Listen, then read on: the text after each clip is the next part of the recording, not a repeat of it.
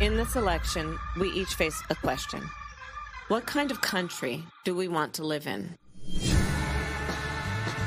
There are some people who think we should be a country of chaos, of fear, of hate. But us, we choose something different. We choose freedom. Freedom, freedom, I can't move. Freedom, cut me loose. Yeah. Freedom, freedom, where are you? 'Cause I need freedom too. The freedom not just to get by, but get ahead.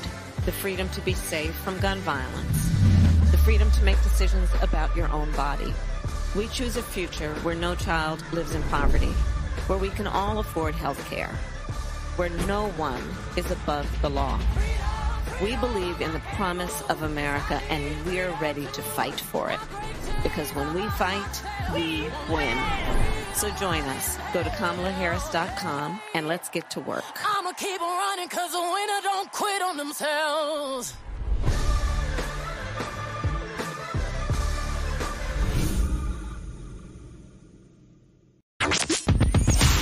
Hi. Hey. What's up? What's up? All your favorite artists. Check it out. Say my name. DJ Khaled. This is Mila J. Bruno Mars. On Hot 1025fm.com.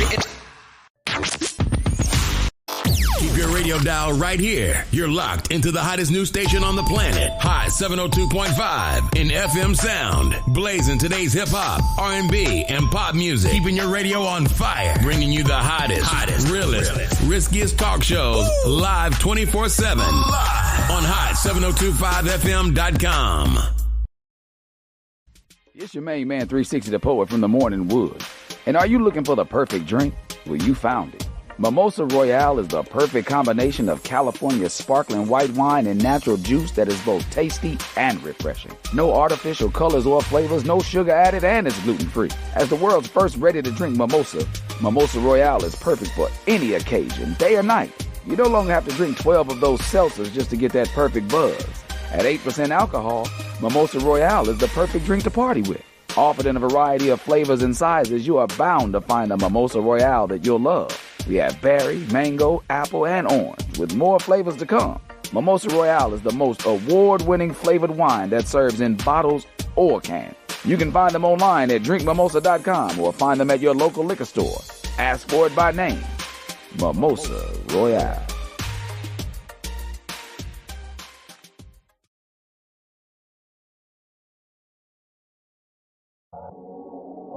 What's going on, everybody? It's your main man, 360 the Poet from the Morning Wood, and I'm here to talk to you about the Sci-Fi Center. It's your Vegas home for science fiction, horror, and fantasy. From comic books, toys, and posters to movie screenings and live events, they've got you covered. Located at 900 Cameron Avenue, Suite B209, give them a call, 702-900-4335, or reach them at thescificenter.com. Yeah. Election time's coming. Who you gonna vote for? Yeah. If I was president, I'd get elected on Friday, assassinated on Saturday, buried on Sunday. They go back to work on Monday. If I was president, if I was president, if I was president, yeah.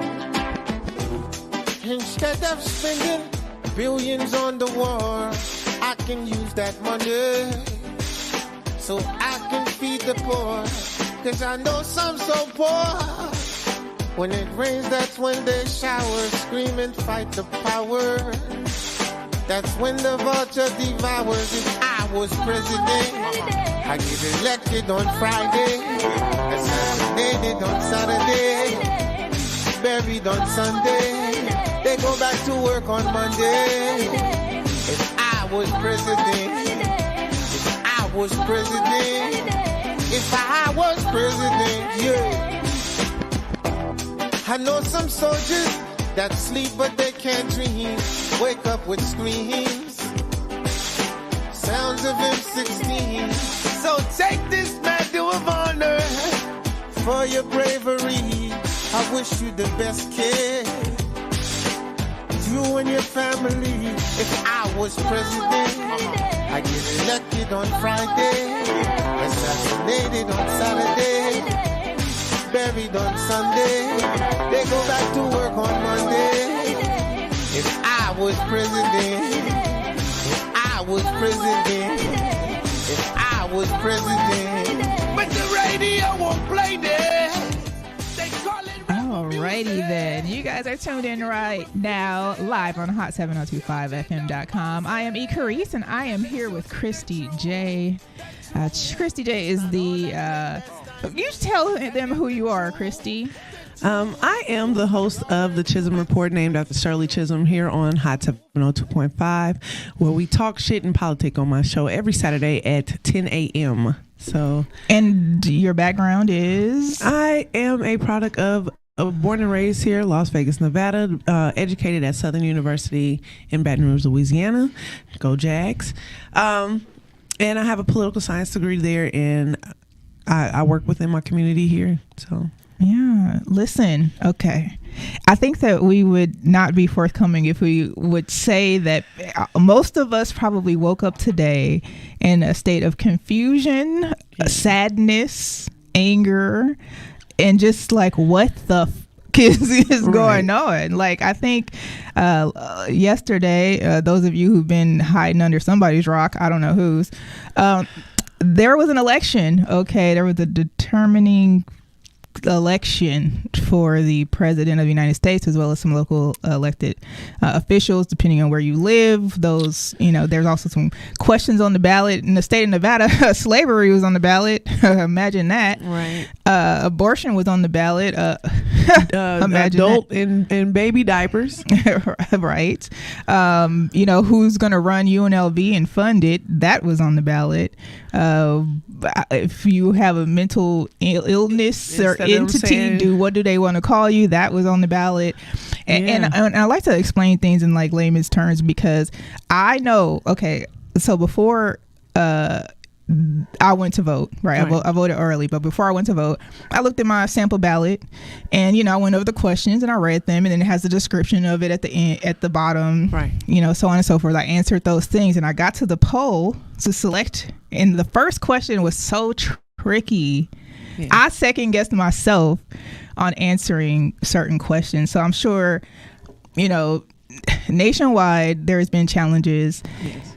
And I think we just need to have an open discussion about it and kind of really figure out what the heck is going to happen moving forward and how we're going to handle it moving forward. Christy, you've done a great job at showing people, giving people the answers to the test. Okay. Yeah, if you give them the answers to the test, that's all you can do, right? They have to make a decision to, do what's best for them. And it gets a little risky. However, we do have a couple of others that are on here. A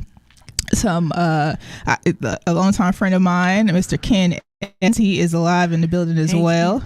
Ken, how you feeling? I'm feeling like y'all probably are. Man, I am trying to tell you, it is yeah, what I would say very quickly is, and first and foremost, thank you very much, E. Carice and Christy. Pleased to meet you. Thank you. I think where I am is I try to be positive, but at the same time, I think we're in a space where I'm glad some people have said it. If you need to be angry, be angry. If you need to grieve, grieve, even as I'm sure we all recognize there'll be time enough for moving forward. Right. Absolutely.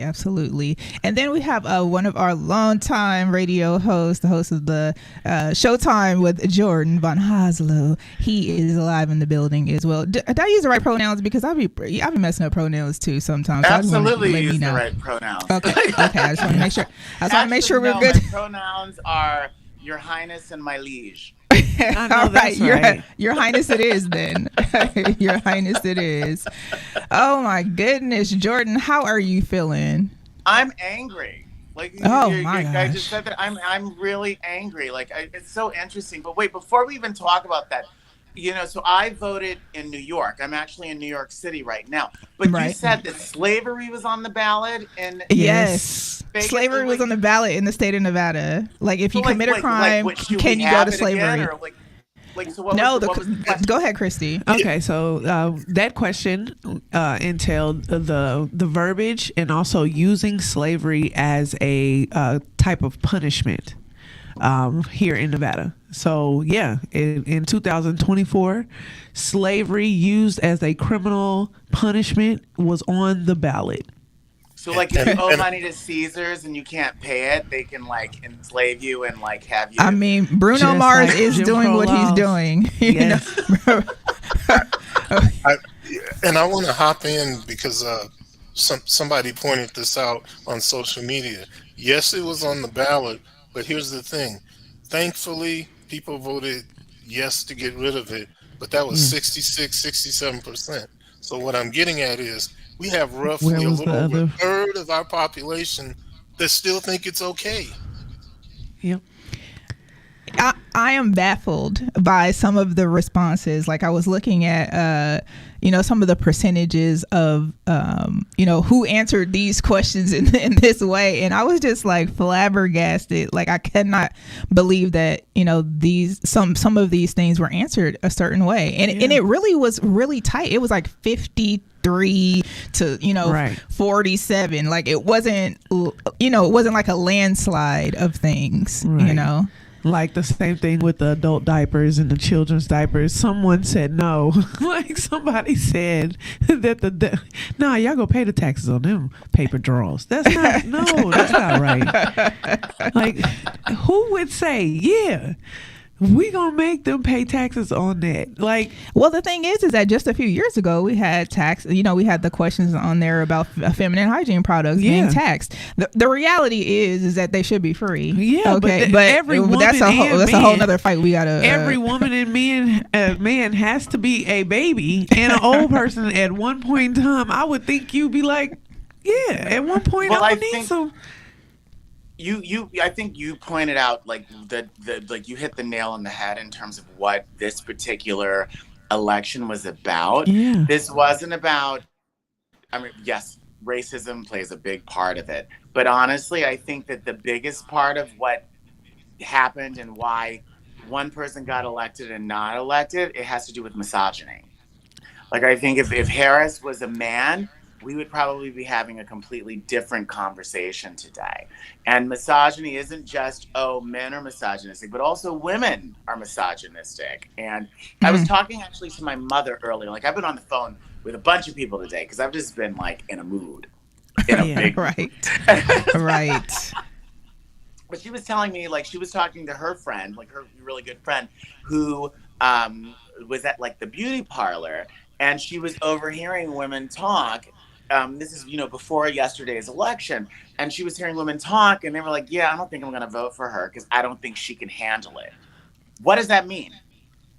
You know what I mean? But meanwhile, at some point, your mom has handled something, right? And exactly. You're in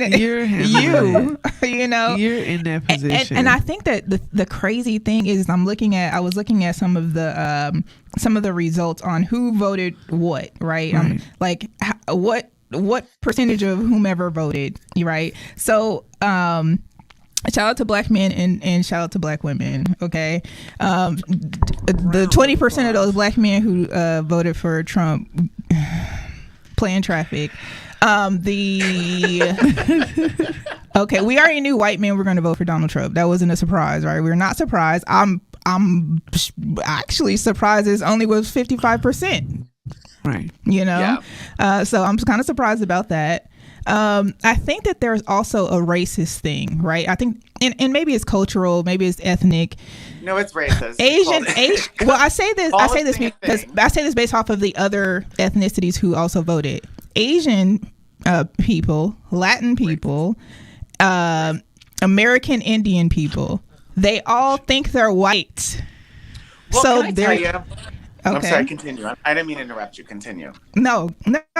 So with that being said, it's like they're voting as though they are a white entity. Those are my thoughts. My thoughts are risky. Well, I've always had that thought about Latinos, and I learned something like a few weeks ago. So there's a show that comes on PBS, New York PBS, called History.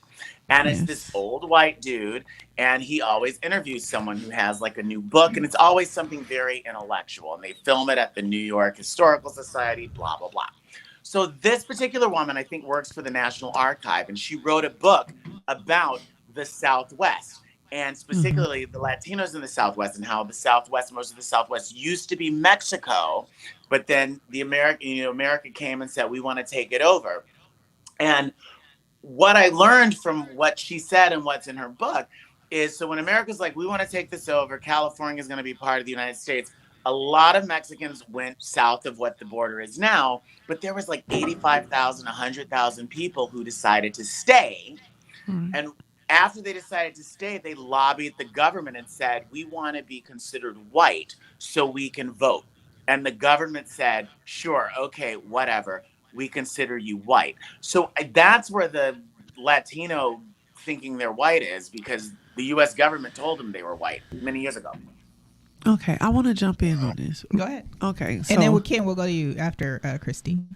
So one of the issues that I saw in this was the development of the plans. Okay.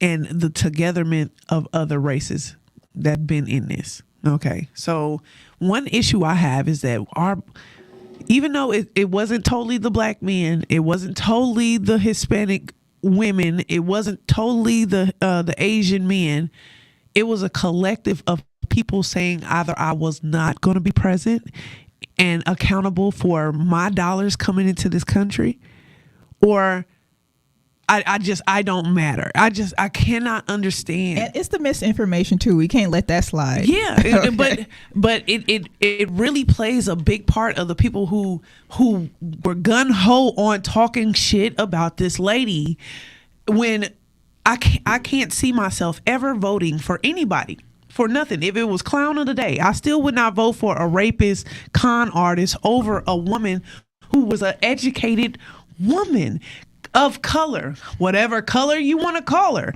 I just can't see me doing that for a dude that looks like somebody took poop and just smushed it around his face. Like, it's nothing that he's ever done in his background to say this man really cares about me. And then you can't even break it down. You can't even break it down into race, because once he starts cutting these deals, the poor people that live next door to me, you going with me. You going with me. We are both broke. It's out of class. He's not going to be able to say, black people, you can't have this. Hispanic people, you can't have this. He can say a certain amount of money under this amount, can't have it. And your poor ass is over there with me. So I cannot understand it. I cannot understand people signing up for their demise. Ken, what's your thoughts? I agree wholeheartedly.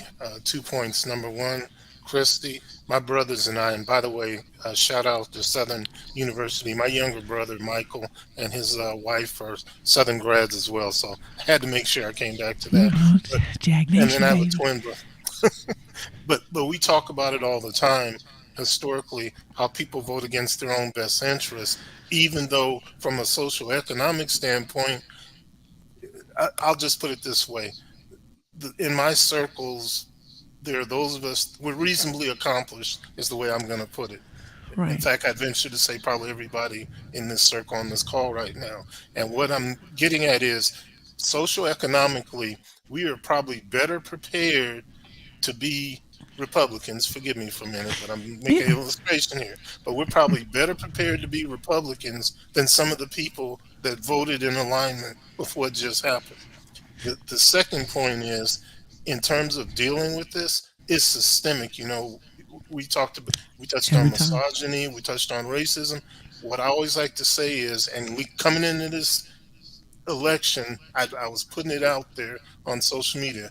In America, we must prevent racially tinged socioeconomic apartheid. And then, ironically, the biggest booster for one side benefited and come out of that system. So who knows what's going to happen? And I'll stop there for now. Right. It's so many different things. Like, okay, take a look at Trump. Yeah, okay. Five he's a things felon. can be true. Okay, Right. All of these things He's can a be felon. true at one time. He was in court 3 days before his first election for sodomizing a 13-year-old girl. These are facts. He stole money from elderly people and made up a fake university. These are facts. Okay, he would not rent to black people. Not him, not his father, not his father's brother, not none of them would even do that. So and this is all the things we know about him. And then she has a degree. She was a prosecutor. Her whole job is to prosecute. If you wasn't going to jail, you would have never met her.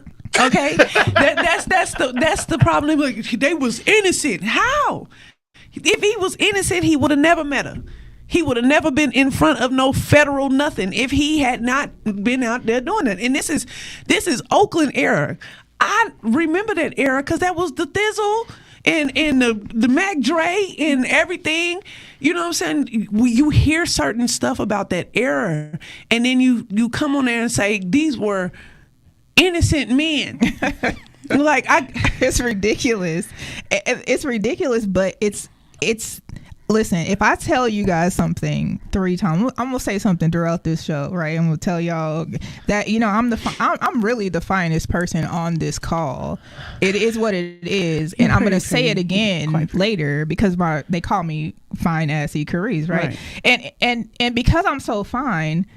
After we finish this call, you're going to realize, yes, you know what? I don't care how handsome y'all think you are. Yeah, I'm still the finest one on this call. So if I say things to you over and over again, guess what happens? You start to believe them, whether they are true or not. And we know that Donald Trump has definitely said things that are completely untrue. Over and over again. You can ask him a question and he's going to make up a percentage or number and tell you that's what it is, and his followers are going to believe it no matter what. They're not gonna go and fact check. They don't care. He can do a whole debate with another president or vice president of the United States. He can make up stories. They're eating the cats and the dogs. He told y'all. And they're eating the cats and the dogs, Christy. With Jordan, they're eating the cats and the dogs. Okay. With Obey and Lowry seasoning. Okay. He literally just spews out things, and because the fan base, and these are fans, and I'm not even calling them like our or voters. exactly. Yeah. They're fans. I'm Okay. gonna go further than that. Cole. Yeah. I think that you hit on something. So 2 things. One thing, like if you keep saying I'm fine. I am fine. Believe That's what that, it is. right? Mm-hmm. Yeah, damn it. But the point is, Trump has been being Trump since the 80s. From the beginning. You know what I mean, he's been in I can remember being a kid and like my friend had got the Trump board game for Christmas. So in terms of what Trump is, we've seen for 40 years, we've just seen that, and that's been knocked into our heads. The second thing is the old saying. I don't know if you guys heard it, where you know it, where they say Washington is Hollywood for ugly people. This is entertainment, and so I think a lot of it is people want to wake up the next day. What crazy thing is he going to say? What amazing thing is going to happen? What outrageous thing is going to, this is entertainment. And in fact, Fox News themselves, when they lost their Dominion, when Dominion,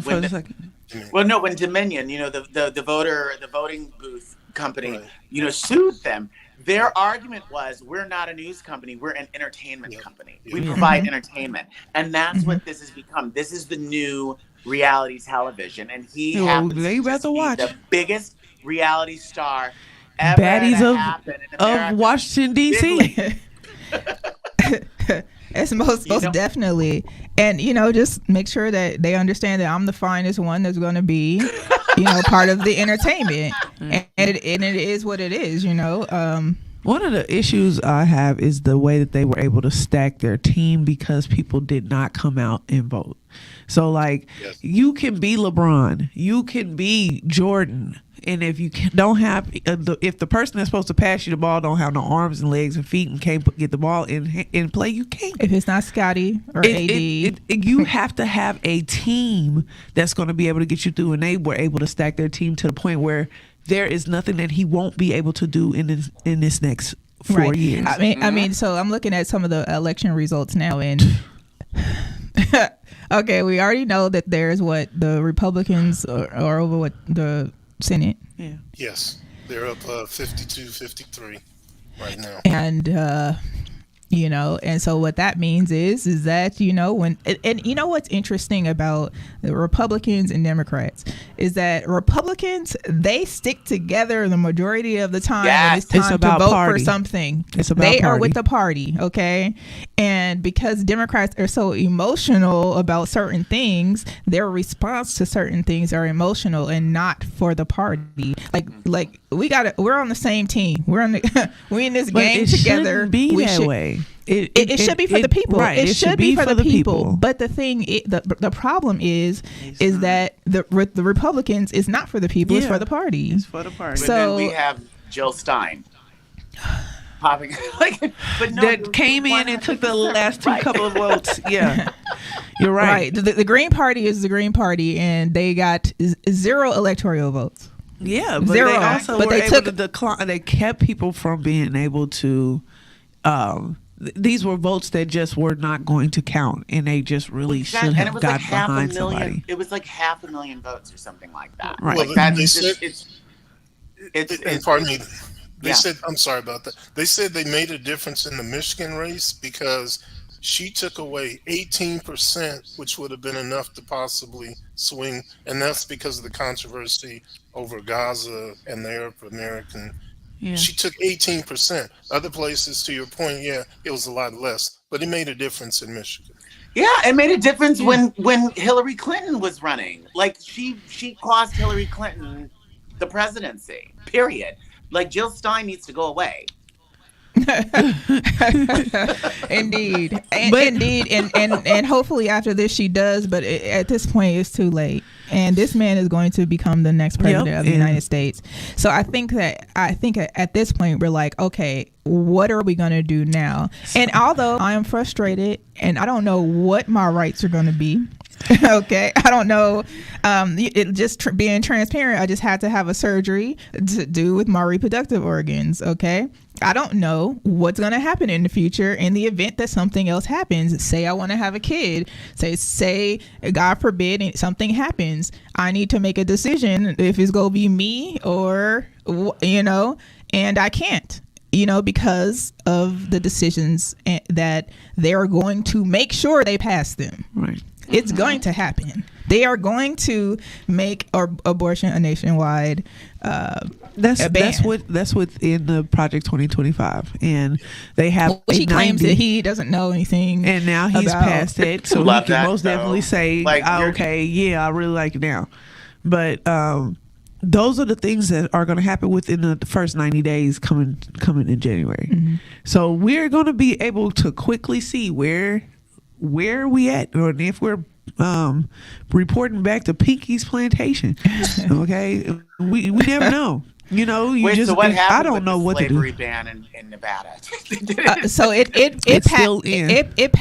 passed barely. Okay. It's just like don't you look at people side-eyed now? Like go I'm ahead, like in my elevator looking at my neighbors. Exactly. Kate, what were you saying? Yeah, I was going to say that's what somebody put online. It was 67%. So 2/3 said no, we should take it out the Constitution. But there were about a little over a third that said no, leave it in there. So it's like, and people are saying that it's like, I wonder who those people are, because they're your neighbors, right. But that tells you when they went into that booth, a lot of people that claimed that they were going to be out here going Harris, they went right in there and they voted for that man. Totally. It was exactly the opposite of that Julia Roberts video. Like, hey, if you want to vote for Harris, don't tell your husband. I think you're absolutely right. A lot of people who you thought were allies, people you thought were decent people. Looking out for us. They care about us. Actually, they're like, yeah, totally, girl. Oh my God, I can't believe this has happened. Right. It's horrible. And what's so interesting, you talked about just like the unity, right? Like of the Republican Party, because this has been a long time coming. Like, remember, and the Democrats can't get it together. I remember there was a really interesting article like 2 years ago in, I don't know if it was in The Guardian, it was in, or maybe the New York Times Magazine, but it was about how the Trump campaign had learned its lessons from the first 4 years and then losing, and had created all of these it was like a lesson in organizational development, had created all of these companies. They created a law firm. They created this type of company. They created this. They created and they had like a campus recruitment strategy where they were going out to certain universities, basically starting these companies, hiring these people to do these jobs, because they knew that these were jobs that they would need if they got back into office, so that now, day one, they can move these people directly into the roles where they need them. And they've been doing it now for 2 years, so they know what they're doing. It's like such a together thing. And the Democrats can't get their ish together. They cannot. We have Miss Toya. She also joined. She is the host of In Your Ear Radio. So Miss Toya, how you feeling? How you feel today? Because that was the first question to everyone. My anxiety is the same as it's been since last night. Oh my goodness, it's a hot mess. I'm hanging in here. I think. How are you interacting with people today? Like, how do you are you side-eyeing people? Like, I'm giving people the side. I woke up Listen, I went to vote with my husband. I know who he voted for, but this morning, I looked like. Did you go in there? Did you do go? What you're supposed to do? But you know what was comforting though, and I want to shout out to him, is that when we woke up, he was like, I could feel that he was like disturbed, and he just kissed me on the forehead and he said, "I tried," and I'm like, huh, yeah, like what? Like what else could we have done at this point? Mm-hmm. So go ahead, Kristen. The most disturbing thing that you said, like, I think the most disturbing thing also is it's not like, oh my goodness, we're a week out and we still don't know who won the election. The fact that this was effectively a landslide. Mm-hmm. I said that about Georgia. I said that this morning about Georgia. Yeah, I talked about that and said for the last 3 elections, Georgia has been decided within the week. And they had Atlanta's to the T by 9 o'clock, 9:05. They was giving it to Trump, but that to me was crazy. The crowd sizes, them talking about how these crowd sizes came out for her and everything else, that's crazy. It just doesn't add up. But the issue was, they talked about this a couple of months ago, and they were talking about how with Hillary's campaign, she did not, and they end up ending the campaign with money still in the campaign budget. And they told her to spend that money with black media to be able to get people understanding what's going on. Not only did they did not give enough money to black media, enough money. They probably gave money. They did not give enough money to black media, Hispanic media, to be able to get them. It came out late door knockers, the last 2-3 days knocking on the door, when they don't feel important. This community is 2-3 days left now. Why are you just now knocking on my door? Then the mailers, all the mailers. I mean, I got 1 million mailers the day before I'm supposed to go in there to go vote. What happened to all these additional mailers that came? I mean, like, I got a few of them, but not an entire box full of mailers. I think they're also too has to depend on where you live too, because they came to my house 2 months ago. Well, you know what I'm saying? Like, hey, we're you looking. got a little money. I'm a little broke. No, I'm a little broke. No, No, but I think that it should be it should essentially be the same. Yeah. They should be recruiting us the same. Our vote is the same. My vote and Ken's vote and Jordan's vote and Adds up to Toya's the same vote amount of vote. it's the same amount In of all vote. fairness, So though, her campaign was not a traditional campaign. No, and it was Out like, of nowhere, it's like 100 By days. the way, you're gonna be the next presidential nominee. You got 3 months until election. Go. You know what I mean? So, Right. so And I do- You know what I mean? Like it's not like a traditional campaign where prior to announcing that you're running, you like put your strategy together and you like Right, she literally 'cause Biden kind of was in there just, for like, 2 hit the years. ground running, and it's like okay, we got to figure out how to do this. You know, so I Right, I, and I- you and know, I do- so she was also at a deficit. right, and I do think that okay. Joe, I know we did it and everything. Okay, this is for you. Call in 702-551-5261. The President Biden, call in. We got some questions. The thing is that I don't know if it was the dementia or if it was the ego, but he could have let us know a few years ago that hey, I'm not going to go for re-election. Okay, but that's what so he y'all said. figured. I know, that's what I'm saying. He coulda- said that his campaign they did not was follow supposed to be through. one Yeah, that's the term. problem. Transition so term. so he could have let us know a few years ago and said, hey, you know what, we're gonna allow you guys the opportunity to go and campaign properly. Vice President Kamala Harris had 100 days, okay, and I think she did an excellent job, and I don't want to short her of anything because she was outside, Right. okay, and she was outside and inside and around, and she did what she could in 100 days and also help run run the United States of America. Yeah. So I I think at white supremacy. Go ahead, I'm wagging Taya. my finger at white supremacy. Trump didn't have to create a new base. He kept his base. All he had to do was maintain. He had his people. Kamala, I think she ran a great race. I mean, she was everywhere on all media, all races, all demographics. I mean, I don't know how much more she could have done, even in the time frame, because I don't think these elections should run so long anyway. I think it should. yeah, I don't think so either. Pop out. And, I think Biden was pulling a slick move because he knew that it would be an issue if they said, put Kamala on out there earlier, that they would have, it would give them more time to tear her apart in some kind of way. I'm wagging my finger at white supremacy. This country has showed me who they are. I believe that's that. right. And I'm just preparing, I'm recalibrating and preparing for what's next because I know that, I'm still in this fight. You ain't gonna control me, period. And So what do you think? Ms. Toya, about this fight? What's next for you, and how you're going to navigate? I'm going to ask that question to everyone here. What's next for you in managing this? We got 60 days. So those of you who need to get married to your Elijah Bidjakwa partner probably should go ahead and do that. I'm hecka LGBTQ. I just happen to have a husband. Okay, so do what you got to do. You got a few days. Okay, Right. Make some logical decisions, and then women, y'all got to make some choices here. Okay, so. I was talking about earlier, Ms. Toya, that I had to have a reproductive surgery recently, and maybe if something happens in the future, I would be able to do that. I don't know what my rights are going to be. Am I going to be able to vote later?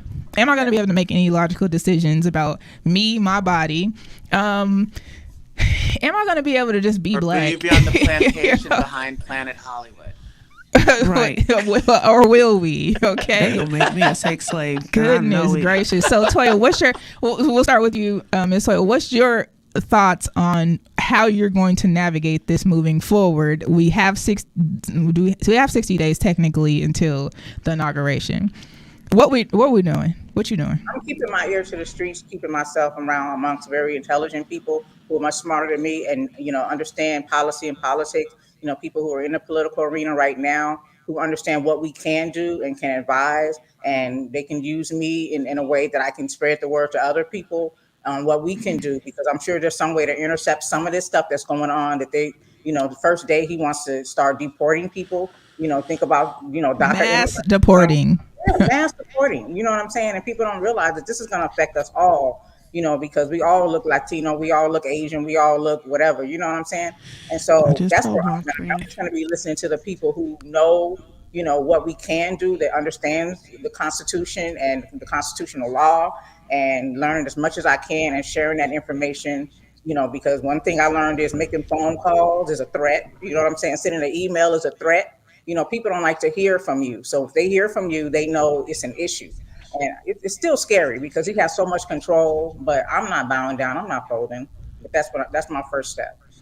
Right, absolutely. Ken, what's your thoughts? What's the plan? What do we need to do moving forward? What are you gonna do? Because I know you posted some things earlier on your social media pages, and I'm just like. And it's like, yeah, we got to continue to move forward. But am I going to be allowed to move forward is my question. Okay. Am I going to be allowed to do these things? I'm already radical. I have a whole radio station where we have really open dialogue about stuff that's important. We're talking directly to people who look like us, and all others are welcome to join. So what's your thoughts, Ken? Well, I think that's where it starts. And candidly, I'll just tell you a little bit more about my background. I'm a retired Air Force Lieutenant Colonel, civil engineer, Air Force Academy graduate in civil engineering. Plus, I was a commander in Iraq and Afghanistan of engineering units. And the reason why I share that, it's not a flex, it's to give some insight into why I posted what I posted. First and foremost, I knew as a leader how we're all feeling, but we got to jump on. I'm saying in the military is improvise, adapt, overcome. So I'm already thinking about strategy, but even before strategy, got to kind of mobilize people or alert people. So thank you for responding the way that you did. And I saw there's some others in my Facebook post that I got to respond to as well. So the first thing I knew or thought I needed to do was just kind of a check-in and say, hey, I know things are dire, but we're going to move forward and you need to participate in it. The thing after that is come up with a strategy for what our moves need to be politically, socially, economically, but basically all aspects of society. We got to have a plan and not too much talking, but we got to have some impactful action after that. And then the other thing I want to come back to is as it relates to political parties. My feeling is there's no permanent friends, no permanent enemies, just permanent interests. And so I think as a community, we need to figure out what our agenda is going to be and then pursue it. And what that also means is when I was at the Urban Chamber, something that else is in my background. And I'll tell you up front, I frustrated people with this attitude, but my attitude was at the Urban Chamber, we were going to be nonpartisan in nature, bipartisan when we needed to be. And the bottom line, what that means is we had an economic agenda and we furthered it. And so that's what we're going to do. I wanted to come back to something too, because we were talking about there's going to be hot washes. First and foremost, VP Harris did an outstanding job, and we need to acknowledge that. And I think we need to publicly, if necessary, defend her on that. Now, having said that, coming back to the party, something that drove me crazy is this past summer, they identified that there was an issue or a concern about not using enough black vendors and black consultants within the Democratic Party. Say that louder. Say that louder because louder we did apply and were vetted for them to use black media. But go ahead, you keep talking. Okay, and let me ask the question: how many dollars did they spend on your company? Zero. And say it louder. $0. Okay, and mind you, they reached out to me to spend dollars. Yeah. And I got $0. And here's and it's not that much black media here in the state of Nevada. Thank you. And here's my issue with that. I know you did that now. I know that Roland was doing that. And then I'm going to tell you, I personally, when I was at the Urban Chamber, I suggested to one particular party, look, you need to have vendors and consultants. And something else that's in my background. I ran for office about 12 years ago. And even then, there was an issue trying to get a party to use people that I knew. I'm like, yeah, I know you got your standard people, but use some people that look like me. So let me say this, and then I'm done. But you can tell I'm hot about this. I identified somebody, they vet them, and they didn't use it in the last campaign cycle. So here we go again. It comes up again in summer. So I ask again, hey, can you use this person? Because here was my point. If you use this person, they're local, everybody knows the person, and I didn't get their permission, so I'm not going to mention it. But everybody knows this individual when it comes to doing printing. That's the only hint I'll give. But anyway, everybody knows that. But they did. If they had used him, it would have been a twofer because it would have been a local success story. But it would also been a black vendor that they could tell people, "Hey, the party's doing something for you." Because what's one of the criticism that causes apathy is they take us for granted. One party ignores us, and the other takes us for granted. All right, I'm done now for a minute. So you know what? I was having a conversation earlier with someone, I don't even remember who, but I was having a conversation about how the election cycle when Donald Trump was elected, he was in office, they used our radio station as and paid for stuff, okay, purchased packages and things like that from us from 2018 on, right up until probably last year. And and shout out here to the black elected officials. They do often book us, but I can tell you this is that those dollars did not come through during this election cycle, and I think that that's rather interesting that did not come through. And not that they only didn't come through to me. Okay, there are other FM radio stations that didn't get those dollars either. So I'm trying to figure out how make it make sense because I'm confused. That's what they wanted. They wanted you to be confused. And I want to hop in on that point too, because this is another thing that VP Harris gets credit for. She raised $1 billion at a rate that was never seen before. Hell, she raised, I think it was what, 100 million in the first 24 hours. So don't tell me you didn't have the money or the resources. I got to say something about that too. In fact, go ahead. Oh, I'm so sorry. Go ahead. No. I got a lot to point out. So if anybody want to go before me, okay, I will tell you. Go ahead, get in there, because I got a lot to say. I'm gonna try to keep it smooth though. No, go ahead. Okay, so the first thing I want to ask for the people who voted for a Republican, please name any seated black Republicans for the 2024 election. Where is your representation?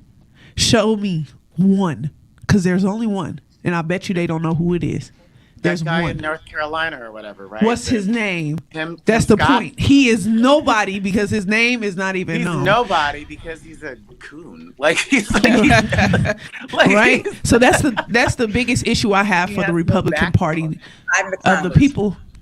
Of the people who voted for it, you don't even have representation. Not only are they not just catering to what you need, they're not even catering to you having representation for people to be able to say, I represent these people.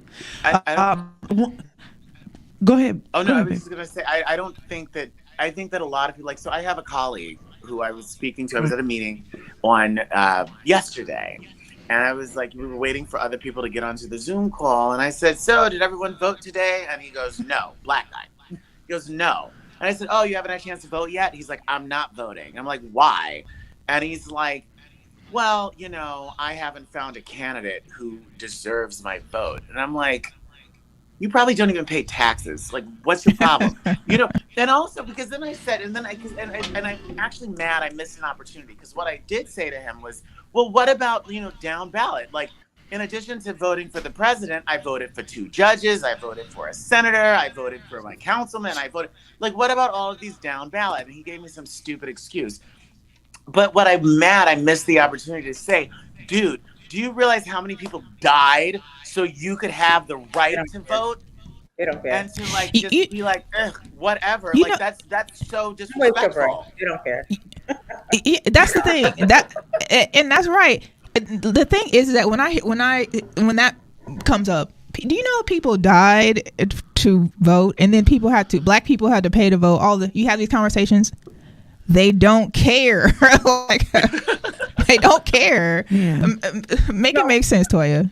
one of my biggest fears right now, one of the things that really came over me, I mean, there's a lot of things we have to worry about. If he attacked the FCC, a lot of us, even the people that we trust and respect, that are mainstream, we're not going to hear from them anymore. We're all going underground. Healthcare, that's a big issue, right? Student loans is a big issue. Just even with the unions and people having sick leave and all of those things, it's so many things that are being attacked, dismantling education. But the thing that really made my stomach sink was thinking of, what if we have another pandemic under this person? That was my thoughts. I was thinking that as soon as he got in, we got hit with the corona. Tell this guy, people died for you. You have the right to vote. I lost my mother and my brother 2 weeks apart to COVID under this administration, under a Trump administration, because this MF, he just had the whole country confused and just said anything and lied to them, and he was doing something totally different. And that's my biggest fear right now. Are we going to have that again, like that, out of all of these things? Because all of this matters to me, but that right there is I'm like, oh my God, we might have another pandemic. I think the thing that was my thought this morning. What he says, listen to because the thing is, he hasn't lied. He literally says exactly what he's going to do. He literally says exactly what he's done. Like even talking about the pandemic. I don't remember where I read it, but it was an interview with Don Jr. And he specifically said when pandemic happened, we specifically told everyone in the state, this is going to be a state's problem. Every state can do their own thing. And we did that knowing that it was going to be a shit show so that we can come in as the white knight and say, well, the federal government's going to fix it. But it spiraled out of control too quickly, and then they couldn't do it. But my point is, everything he does, he tells you. Like, he's not lying. He's not fabricating. He's not pulling the wool of your eyes. He's like, I'm going to walk down the street, shoot somebody on Fifth Avenue, and nothing's going to happen to me. Yeah, he did say that. Loves a poorly educated. I have a couple of points. I'm sorry. But y'all, I really got to get these out, okay? One is, first, here in Nevada, I just want to say, y'all ain't shit either, because we still in the air. We didn't bust a grape in this fight, okay? They clobbered us just along with that, and you got Sam Bernie Brown, okay? Oh my gosh! I mean, his name Brown. Wait, what happened? I didn't mean to say that. I didn't mean to say that. Did that happen? Sam Brown? I think it's happening. I'm watching it right now in real time. 47.3 for Sam Brown and 47.1 for Jackie Rose. And that's what I was talking about building a team. And that's one of the issues we have, because you could think of just... Oh, wait. They have listed Jackie Rosen as the incumbent. Thank you. My God. Okay, not the Amazon. The dude they said it looked like he came from Temu. No, I can't do it. Look. And that is from NBC News is saying. All right. They have listed her this year. Nevada will elect 2. They have Jackie Rose as the incumbent. But wait, because I feel like I don't know. Because it also says it's too close to call. It's 40. It has what'd you call him? We have Sam Brown at 47.3%, Jackie Rosen at 47.1%. So it's like a couple votes, and oh my gosh, it's so close, y'all. Those of y'all who said that I'm not voting, and you really set your home and let this shit happen, and it's really a couple votes at this point. So this dude Sam is going to overturn these things about reproductive rights and so on, and so he's going to do it. He's on. That's his boy. Like they're trying to, like they are together on this. Thank you for your service and all that good stuff, Sam.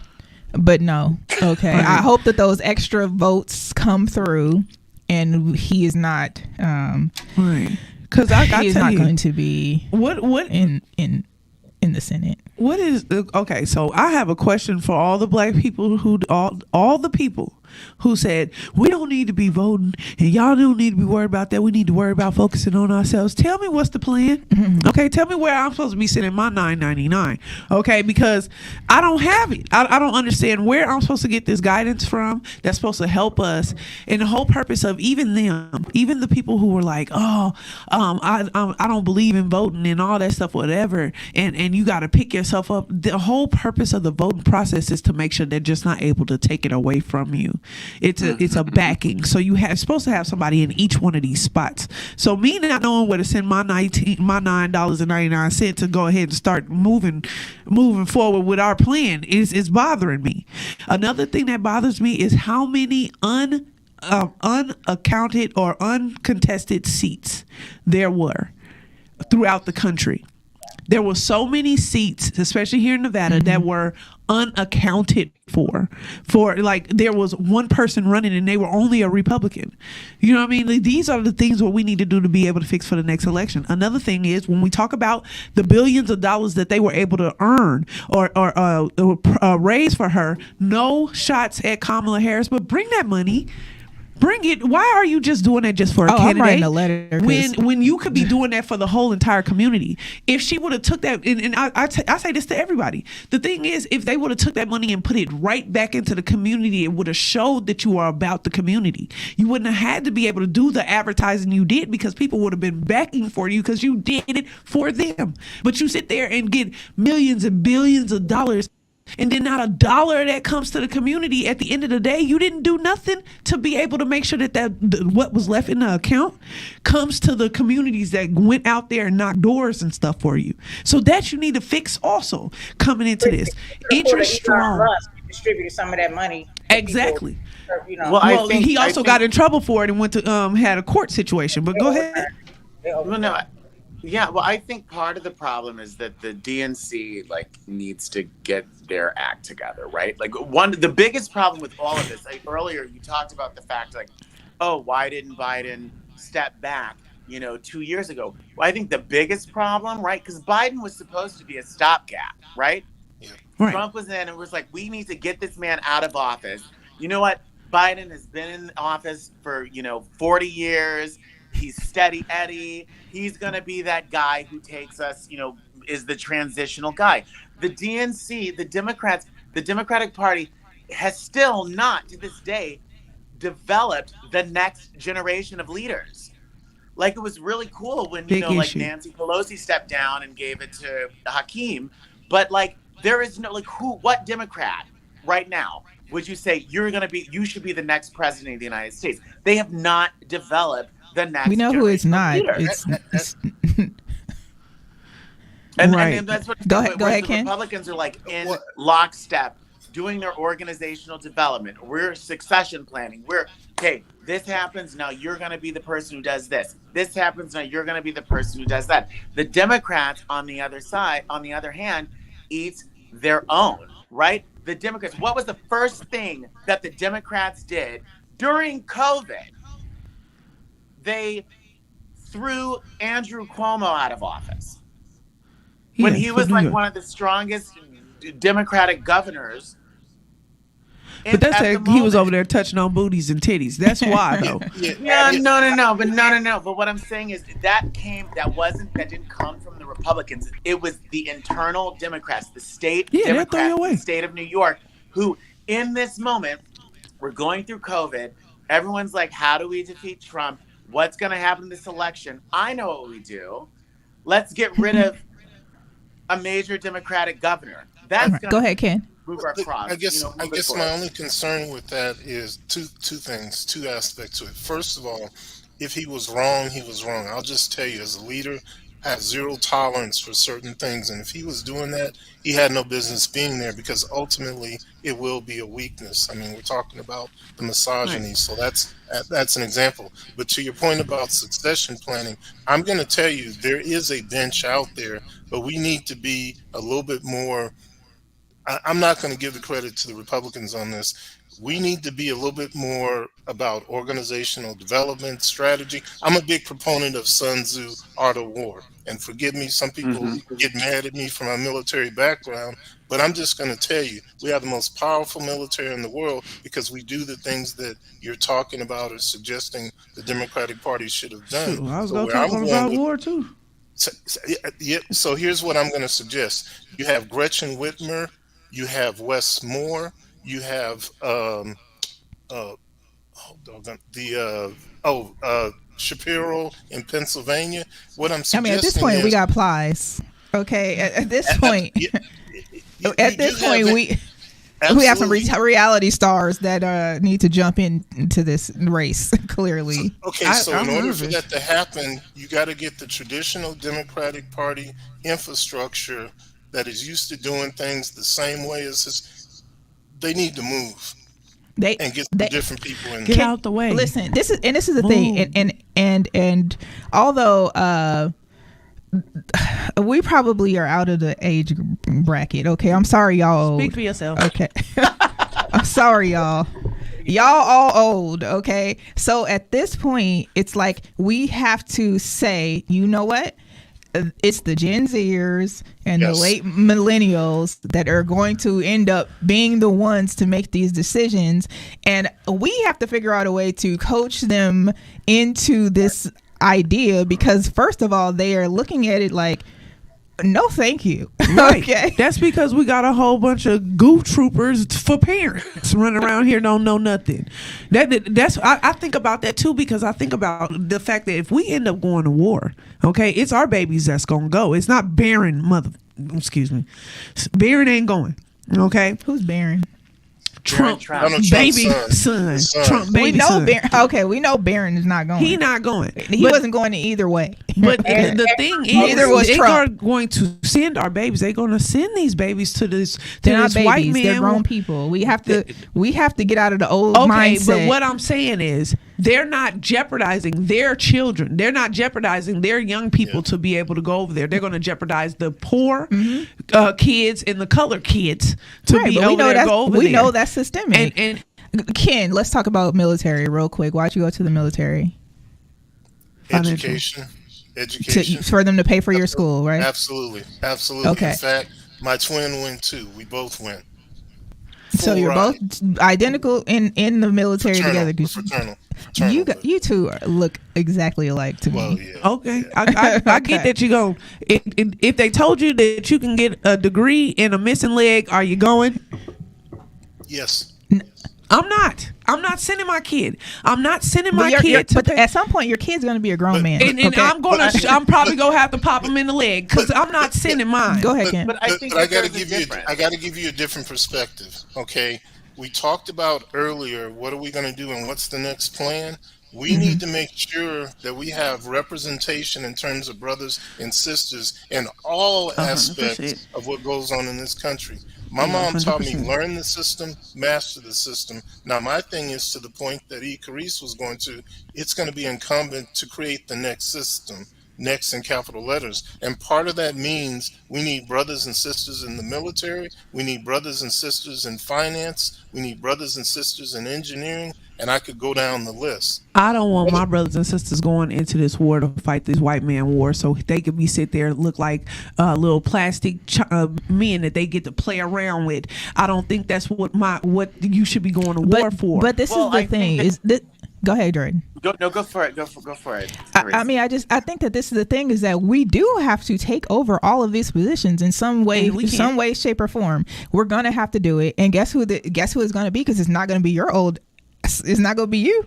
Okay. It ain't gonna be Christian How are either. your knees doing? No, missing a baby toe. It's not gonna be me. Shoot you in the Okay. baby toe. It's not gonna be me because my neck ain't my back. Okay. Well, it's not going to be an option. You automatically draft- Right. So, And that's the at problem I have. So at this point, we're going to have to at some point release it. Just like everyone in every justice, any judge that's old, As hell. they gotta go, child. Okay, like we have to say to ourselves, okay, you have been in the Senate for this long. for 50 years. You've been in ain't for made a dent. it's time for you to go. Okay, there needs to be I think there needs to be caps on certain Trump things. about to make himself a king. I think there needs to be a cap on the NBA, but y'all talk. You know, that's just I my ain't worried thought. about But no, the same way that there are term limits for the president, Mm-hmm. there should be term limits for congressmen. You shouldn't Right. be able just to be a career politician. Because you Come end up in, out of you date. should do- You don't. Yeah, Right. So- because eventually, because it becomes just now you're just perpetuating the standard quo. Right. And the thing is that so at this point now we're like, okay, we all on here on this call have we recognized that we too old, okay, and that somebody else needs to step. I don't think Yeah, I meant to say y'all. Sorry, I am 20. y'all too old.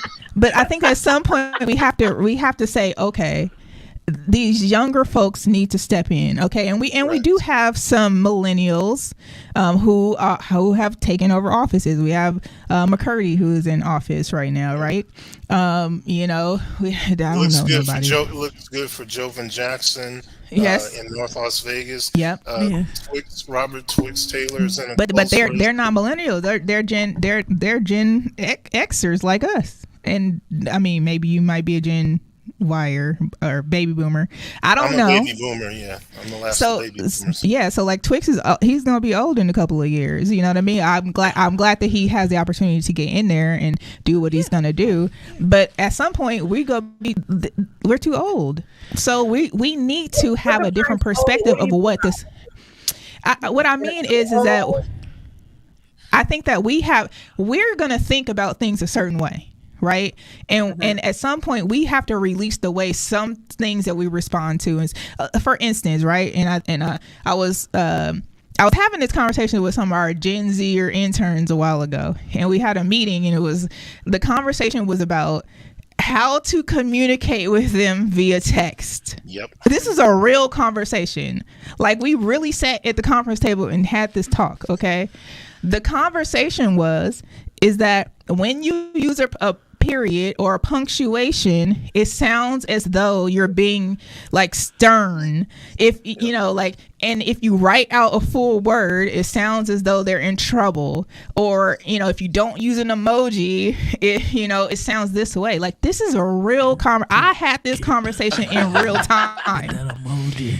Okay, so the way that we think that we should be communicating, I'm definitely going to add punctuation to. It's just natural. That's how it's like. I'm not trying to exclamation point on it. Like, Hot wow. English class, yeah. I'm not trying to be mean. It's just that's the end of the sentence, right? So, I think that Mom, I think that the way that they risk. communicate, No the way that risk. they receive information, the way that they're going to be able to process information when it's in relation to politics is going to be very different than we do. Strong we have experienced interest different things than they support. have. So I think that we're going to have to. That's a good thing. I'm sorry, but we bring experience to the table. I mean, think about. I'm not saying that we need to be gone. Yeah, but I think we need to be mentors at this point. And let them And I'll be strongly able to move agree. forward I'll with help. strongly agree with that. Again, two things on the succession planning. Successful succession planning means, on the one hand, you have a younger person, a protege, that's ready to receive and act on the information. But then at the same time, you have someone that may either be older, or even if they're not older, they're more experienced to share certain things. And until we do, my biggest frustration, I've been in Vegas, I'm not born and raised, but I've been here 35 years now. And one of my biggest frustrations is sometimes our elected officials hold on to power until they're almost on their Larry Weekly. Well, I'm not I said gonna what name I any said. names. I can. That's true. Because you fine ass Carice. So, You're right. but I agree. But see, to me, that's part of it. And actually, if you look at the opposition, like, I'm gonna throw some names out here. When I look at the Republican senators, you got Josh Hawley, you got Ted Cruz, you have J.D. Vance. Man, that J.D. Vance just barely did a year or two in the Senate, and now he's getting ready to be the vice president. Vice president. Which Him means, and his eyeliner are really about to be in the office. Think I about want it. a youngster in the Supreme Court too. He's sponsored by and, Fendi. and he could be in power not 8 years, 16 years. Right. And they knew that when they picked him.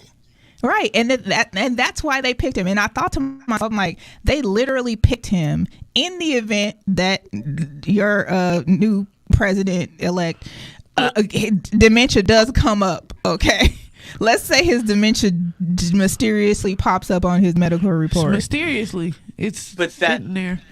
That's it, though. And the Democrats, they've done their job in terms. The Republicans have done their job in terms of succession planning. Yeah. Biden, they were like, we can't run Biden. Who do we got? They had to run around and find someone to be the VP.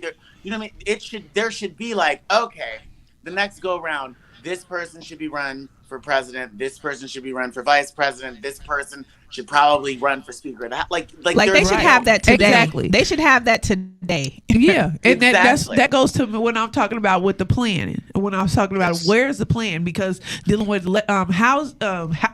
homeless and housing, child care, education, health care. Where do we go, or where are the leaders in these portions of the of society where we should be getting our answers from, and we don't have any of those. They're there. Actually, they're there, but they're not present, and we are not aware of them. And that's where black media comes in. That's where advertising with your and working with black business and working with businesses that are like-minded like yourself, working with organizations that are going to be interested in strong interest in support of benefits and resources. That's now where we're at, because now we got 4 years of this. We need to figure out how we can help ourselves out of this. Right, Toya, I want to go back to you because I know you had a concerning look on your face when you're like when I said we're too old and we I want to say I'm not saying that we are too old to be in offices or anything like that, right? Y'all not too old. Okay. But what I'm saying is like we were talking about succession. Like, what's your thoughts on what's next? Because we can't be next. We unfortunately, you know what? We look good. Shout out to melanin. We okay, fine. We fine. All of us, right? So your finances. We throw away our experience, our education, our life experience. We bring that to the table, and we're not old. I could see if you were saying like somebody that's creeping on 80 or something like that, but we still have a lot to offer. And we're like too old. But we're too old to try now to get into. Go ahead, Ken. I know you got something. For example, I'll give you an example. Go ahead. We have a family reunion, okay? Well, our elders, which would be our aunties and our mothers, they're creeping on their 70s, right? They're getting up there. And so they've always pretty much spearheaded the reunions as far as organizing it. Of course, we've always helped. And now they're like, we're too old. They're not saying they're just saying they're getting tired. You know what I'm saying? They still have the expertise. So now they're passing the torch, right? And so with that is my age group. So we're not old. We're not that old. You know what I'm saying? No, I'm not saying old in that capacity. I'm saying that we're not going to fight a war. We have a new way of interacting. We have aged out. We have aged out of these Gen Zers and the alphas now. Okay, the new ones, the alphas. Yep. We have aged out of them. Now that does not mean that we can't provide them with tools and resources, valuable information, and guidance. We're not saying that we can't do that. I'm saying we don't need to be in any one of y'all old people that's on this thing right don't need to be in the president's office today. Wow. Y'all don't need to be in the Senate today. So the vice president, you may very well need to. You have to be 35. You're saying she's too old to be in that seat. So right, you have to be 35. So you can be a late millennial or Gen Zer who's almost 40. Who's almost 40. Christy, you can definitely run for the president of the United States. You are a political scientist. Like you've been a political scientist since how long? I've since 2008. Since 2008, you've been a political scientist. You can go to be the president of the United States. I don't have since 2008 of being a political scientist. What I'm like, you have the opportunity, and then too, you're willing to take feedback from a Gen Zer and a millennial. Yeah, but Yes. Millennials don't listen to these Gen Zers. They really don't listen. They don't even want to add a period at the end of the sentence. Yeah, but They do. again, I think that the point that you're missing that Carice made was, oh my God, this is the next generation. This is how they communicate, and they communicate totally different than me.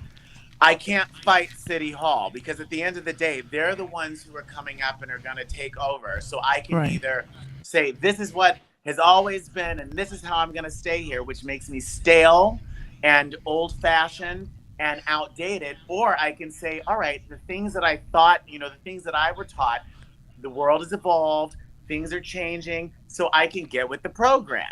And I think that that's what, and if I'm wrong, but I think that that's and still be helpful along the way. Like we could still, like I'll definitely make it a point. I've created this platform so that we can have this open dialogue, and just to encourage other people to be able to have open dialogue about whatever it is, and then we can tackle things that are a little risky. But I also used to have a show where the Gen Zers had conversations like this. They literally talked about politics. They talked about all of these things, and their perception on certain things were very different than ours, but also very similar because their parents are like old like y'all. Right. So let me say this. Okay. One thing. What'd you say, Toya? We should all be in a room together. I don't think that we should omit. Yes, I agree. Exactly. I agree. I think we can be in a room together. Maybe you should move on. But there are some people who are always learning and building on their education, and they're with the innovation. So I think that you don't just throw us away. Exactly my point. Right. Yeah. So exactly what I said. One thing I would say about it. I'm sorry. Go ahead, Toya. Go ahead. Okay, that's it. No, I'm definitely saying that's exactly what I'm saying. I'm saying that we have all of this knowledge and wisdom that we've learned from our ancestors, our family, and so on and so forth. But we also need to be willing to have those conversations and let someone else be the leader, even though we're behind the scenes giving them the guidance to lead us. And an example of that would be, give me one. An ancestor, I'm going to be off. I don't mind an auntie uncle situation. But this is where I understand it. Okay, the difference was I received 101 mailers in my ballot box the day before the election. There was a TikTok that went out with Harris hitting it, okay, and it only had to be hit one time, and it was being seen by millions. I see it. I don't even be on TikTok.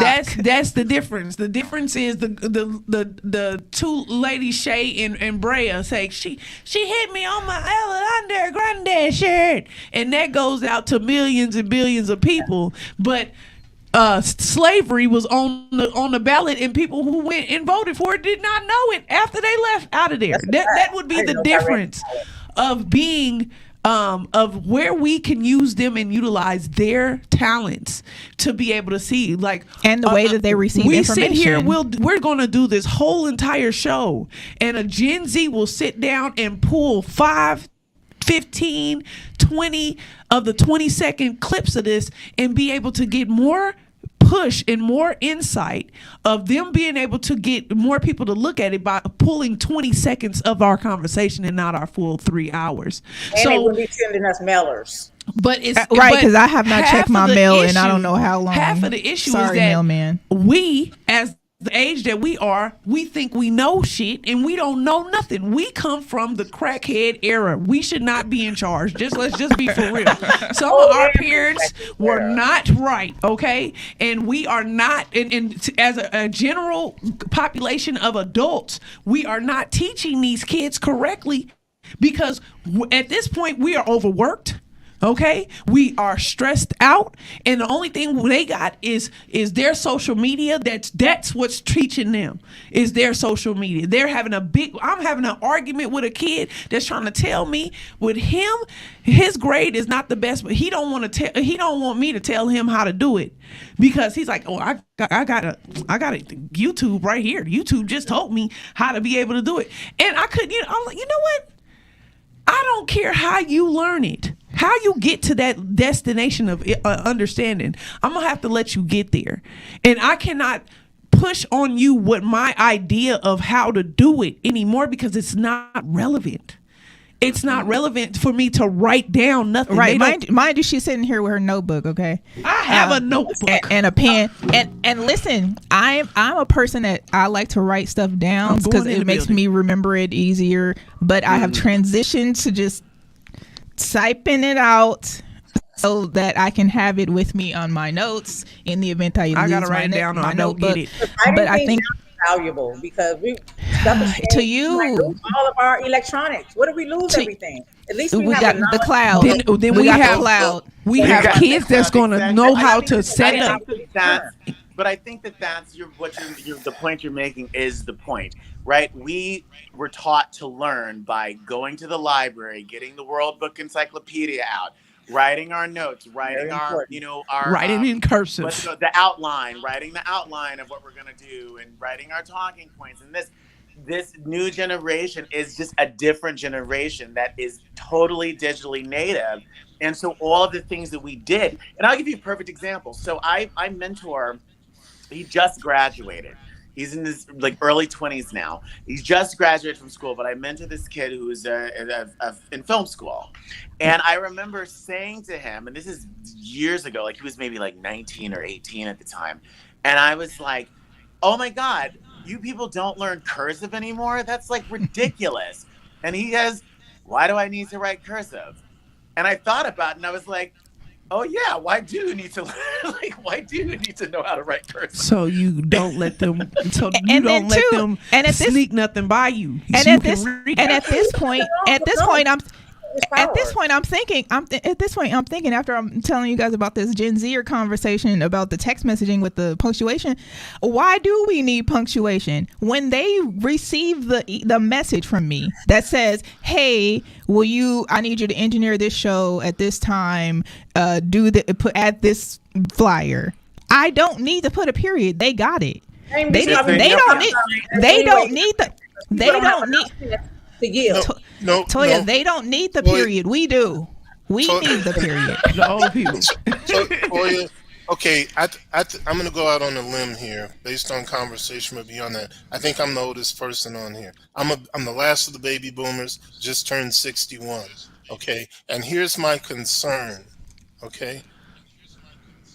Just getting to know everybody, but if we want to move forward, even us, to Icarice's point, we got to get out the way and we got to stop forcing the younger generations to adapt to our ways. Instead, we need to meet them where they are to support them in where we'd like them to go. Because if not, they feel comfortable. Right. Thank you. And they'll participate. I was on another text string and somebody said, well, what hurt us is non-voters. Okay, so I said, well, what was that about? They said, well, it's non-voters due to apathy and ignorance. Okay, so my thing is, we got to get to the root cause of the apathy and the ignorance. Yeah. So real quick, because we're gonna wrap up, and I appreciate you guys taking all of this time.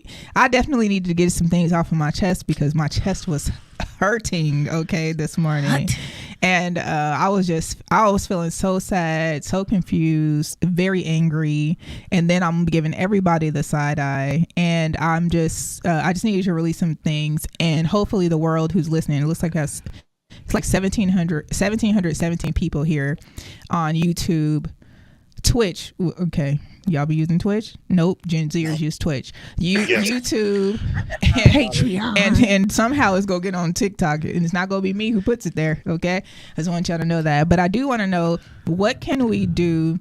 In each of you, what's the next step, just briefly, in order for us to transition into this new presidency?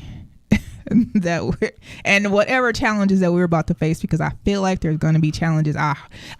You know what? I pray that Donald Trump runs the country and just improves the economy, however necessary, makes the right decisions.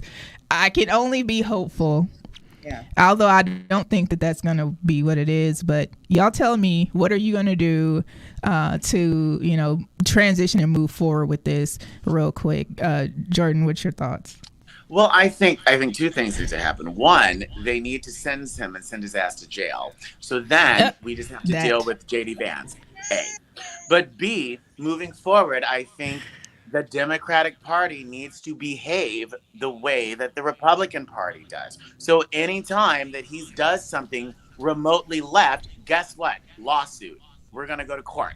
Guess what? Lawsuit. That's illegal. Guess what? Lawsuit. And that's what we need to do. We have to, like has to meet like, right? You know what I mean? Like you have to meet people where they are, as was said earlier. And the Republican Party has proven over the last 10 years that they come together as a team. They come together in terms of the points that are important to them, and they stick to them. And they stick to them, and they stick to them, and they stick to them. And that's what we have to do. We have to, anytime he's breaking the law, anytime he wants to do something that's unconstitutional, a lawsuit needs to be filed. Anytime he wants to make an executive order that doesn't align with what the Constitution says, a lawsuit needs to be filed. That's the only way we can fight it. Right. The inevitable. Right. All right, Ms. Toya, what's your thoughts? Get in our ear real quick. Yeah, I would say that if once he becomes president, we're not going to be able to take any legal action against him because there are protections for presidents when they're in office. So, the reasoning, rational behind that is that they don't want sitting presidents to be distracted from their job. Secondly, he's already been awarded immunity from the Supreme Court. So we can fight him all we want to. Sue him directly. I just mean for example, anytime like a new law is comes out, right? Like, and it's like, oh, well, that's actually unconstitutional. You can file a lawsuit and you know what I mean? I'm talking about like his laws to stop anything new crazy that he might try to propose. But again, I think that's good, but I'm just not very optimistic about him being held accountable or anything that we try to do to slow down whatever his progress may be will be done. But again, I go back to what I said before, is that I'm keeping my ear to those who are wise and intelligent and understand constitutional law. And I'm just, waiting for marching orders as far as what instructions we can do. One of the things that you're saying as far as maybe just throwing lawsuits out every time we put something out, we put a lawsuit out and try to, prevent it. But that's one thing. Also, I want to piggyback off of a man I was listening to. His name is Dr. Jason Johnson. And he said, and this goes back to our analog world. I know y'all want to call us old, but he's advising us to start writing things down and documenting things and downloading things that we have on social media and the internet, start archiving our information because we're transitioning to a different time. And we need to be able to archive this information for history purposes, because just like, some of the examples he uses, some people, there was a time when you could walk your grandma to the plane and kiss them. And now you can't do that, because of things that happened, or war happened, or a terrorist action. And now times have changed. Well, a lot's about to change now. So we have to be proactive, as far as, just having what we need, as far as resources, health, food, and start archiving a lot of the things that you have on social media, because we don't know if this whole internet thing is going to go away. We need to be able to have documentation of history and still teach our kids cursive, because if they take this all away and they need to go back and read our history, some of it might be in cursive. I'm just saying .com. Well, you're right. The Declaration of Independence is written in cursive, right? Like it is. Right. Right. And it old English. And it can also be pulled up on YouTube and Google. And TikTok. And TikTok can tell you verbatim exactly what it is. I just think that I'm glad I know how to make bread from scratch, gravy from scratch. Some of these kids go buy a jar of gravy. Come over for that gravy. I can go buy it, but at least I know how to make it. I can improvise. I can survive in this world. Right. Absolutely. Ken, what's your thoughts? What are we doing? What's the plan? I'll go back to Sun Tzu, Art of War, okay, as well as what my mom said, learn the system, master the system, and I think that's the frustration that causes disenchantment and disenfranchisement, because people don't understand the system, and then they don't learn it and much less apply it. I also think that we need to I commend you what you did, because you very easily could have stopped at one post, but part of what we need to do is exactly what you did. you said, let me go the extra step, bring these people together and have a discussion that potentially leads to planning and, more importantly, some impactful action. And then the final thing I think we need to do is we do need to come up with some strategic planning that goes beyond 1, 3, or 5 years. Glenn Beck, I'm sure y'all have heard of Glenn Beck. I'll never forget several years ago hearing him talk about a 100-year plan. What I'm suggesting is that we, as a Black community, in concert with other communities of color, need to come up with our own plans and implement them. Thank you. Absolutely. And I think that speaking of that plan, I think that plan needs to be something that you have within your family anyway. Starts at home. Like we had these conversations with our Christy and I with our grandparents about what the plan was, what we were doing next, and this is how you do this, this thing. And I think that those things are important. Christy, what's your thoughts? What's the plan, real briefly? So this is my paper. Okay, look. I get it. Okay. Life is different for us. Okay. I remember when I was in junior high school and had a pager. Okay. These kids don't know nothing about that no more. So my marching orders are in play of moving forward. Okay. So my first thing is connections.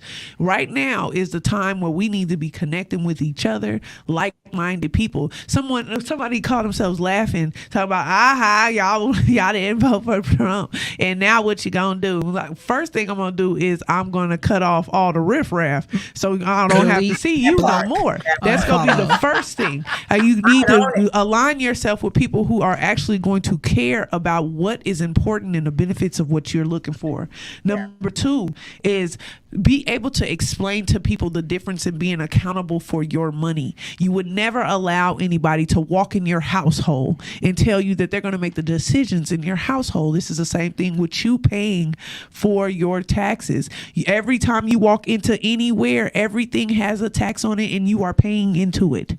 You're paying into it. So I want to be accountable for the money that you taking from me. And instead of me paying your office fees and you flying and everything else, that money needs to go to me. It needs to go to my people. It needs to go to my community. And I can't make myself accountable more than not being a present. I could walk into McDonald's today and then stand in the front door. But if I don't give them a damn order, they're not going to give me shit. I'm going to sit there and wait for them to not serve me. So if I'm sitting at the table, I'm going to eat. Okay. And that's the mind frame that we have to have. My third thing is to be able to make sure that I'm being a part of interest strong benefits and resources that's going to support me and support my people. Stop giving my money to, we do it too often. Every time George Floyd, everybody took a knee and then stood up and walked the fuck off. I'm sorry. But everybody walked off and nothing happened as for what our demands are. So we need demands, and we need to not just worry about electing. We need to know who we are picking. So the nomination is more important of you being able to say, you know what? I love this person in my community and they do a great time. I would love for this person to be the person in front of me. Last thing, I promise you I won't say nothing else. I think it's important that people need to understand that nonpartisan was the number 1 largest party here in Nevada, which is nonpartisan, meaning no party. Okay, so you didn't get to pick who we had. You didn't get to pick who we put into place. And then you come back later and talk, well, she ain't told me what she did. Well, actually, you wasn't a part of the party. You picked to not have a party, so you didn't get to pick her. So if you decide to pick a party, okay, then you can come about into the party and we can try to figure this out to get the best candidate. Otherwise, shut the hell up. That's all I got. Well, thank you for that. I'm just gonna keep mine real brief. Listen, I think that one thing that's important is to be vocal. I think that it's going to be important for us to speak out loud. Stop speaking in quiet places. If you can connect with someone, hello, Hot 7025, who has a large following, and you have something powerful to say, you can combine yourself with a entity like that to get your word out to people who normally would not listen to you. So like use your voice, connect with other people so that they can you can piggyback off of whomever they their follower listeners are too.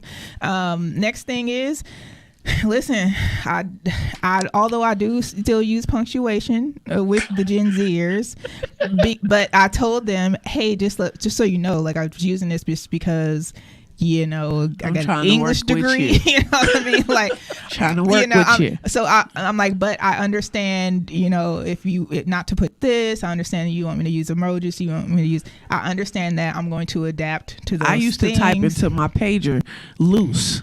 Okay. And we used to short text and all of that stuff on our pagers. So let's not act like we didn't do that either. But because the 143 and the SOS and the everything else that we used to do on our pager, let's not act like we didn't do those things too. It's just an evolution of the devices that we have now. And for me, I've been in tech now. I've been in tech for over 20 years, so it's just 20. You had that many years, so it's been that many years. Cause you old that I've been in this, so I understand there's an evolution of things. So I'm going to also listen to feedback from Gen Zers and the new alphas. Speaking of alphas, I had a conversation with my nephew the other day, and I think that he should be the next president of the United States.